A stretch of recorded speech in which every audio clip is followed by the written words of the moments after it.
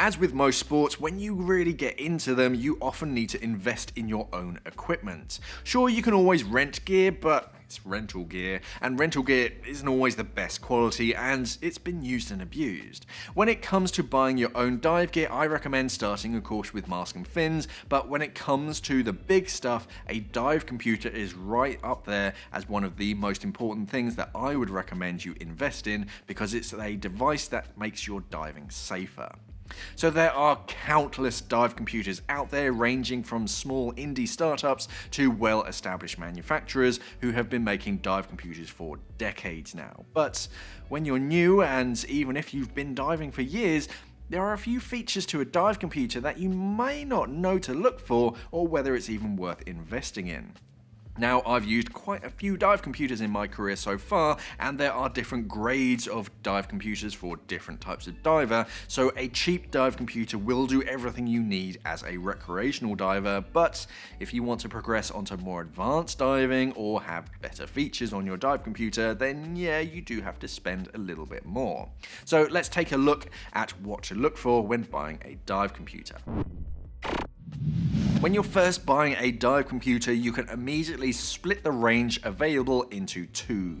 So there is the large screen versus the watch size. So the face on a watch size dive computer is about the size of a large wristwatch, and you can wear it day to day without looking odd. So this is great, but if you struggle with your eyesight, then there's going to be a lot of information packed into that tiny space, and you'll probably want to sort of see and read all of that information on a dive. Large screen dive computers are much easier to read and fit more onto the screen, but yeah, they're a bit bulky. After overall dimensions, there's the screen itself, and much like TVs, you can get LEDs and LCD screens, and admittedly I've never seen a CRT dive computer yet, but the best screens today are color LCD. Yes, they're the most expensive, but they're color-coded and easy to read at a glance. Cheaper segment displays are good and don't use much power, but they're sometimes hard to understand because the display is fixed as to what it can display where.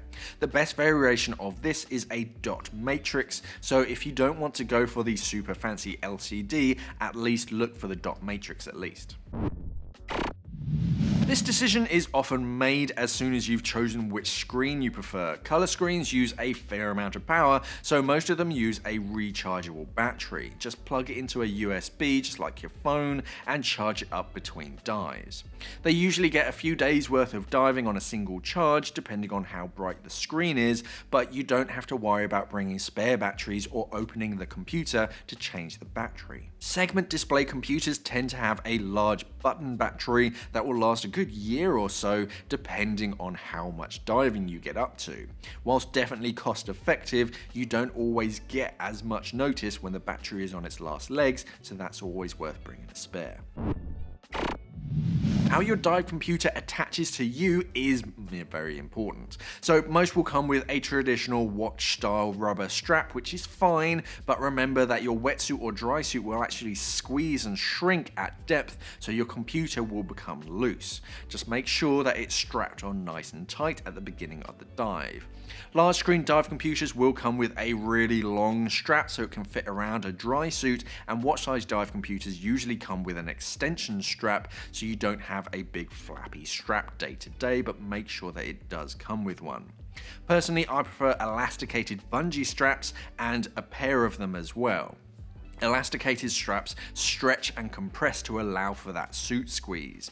That way my computer stays exactly where I want it to. More dive computers today come with straps, but will also have 4 separate holes in the body so that you can use something like 4mm bungee to actually make some elasticated straps. By using 2 straps, it's just a bit more redundancy should one of those straps fail. The technical thing that most people don't even think about when investing in a dive computer is the algorithm on the inside. There are a bunch of different algorithms being used today, and 2 or 3 are the most common and popular. Buellmann, RGBM, VPM, DSAT. The key point here is that nobody 100% understands exactly what happens inside your tissues when you dive, and the human body is pretty complicated, and if kids' cartoons have taught me anything, it's that we're all different and unique. So to produce a dive computer that works for anybody is kind of tricky. So when you're looking at dive computers, look for an algorithm that you can personalize to your own body condition, because let's face it, very few of us are in the best physical condition. That way your dive computer will help give you a better representation of a safe dive profile, and try to match algorithms with your buddy's dive computer. If you're using two different algorithms, then one will tell you to end the dive sooner. Now, I'm not going to go into sort of which algorithm is best here, because that would be an entirely different video in itself, and it's probably impossible to definitively say which dive algorithm is best. Just kind of go for the one that suits you. The last feature that's worth looking into is air integration. Many dive computers now have wireless air integration, where you can fit a transmitter to your regulator, and this acts as a wireless beacon broadcasting your tank pressure to your dive computer. This has a few benefits. One, you only need to look at one screen to look at your depth, your NDL, and how much air you have left, so you don't have to check on multiple gauges. Two, your dive computer will probably work out how your air time remaining is, so it'll actually tell you how long your air will last in minutes, not just an arbitrary 150 bar. And three, you can set alerts so that your dive computer tells you when you get down to a certain pressure, so even if you get distracted and forget to check your gauges, or something leaks and you don't notice it, it will notice for you. So there are two kinds of transmitters, and there's an important difference. The common type broadcasts over 20 or 30 different frequencies, and you need to pair your dive computer to that frequency at the beginning of the dive. So basically, if someone else has the same transmitter, you don't get mixed signals. The second type is a permanent pairing, where you type in the transmitter's serial number into the dive computer once, and that's it. They are paired until you delete it.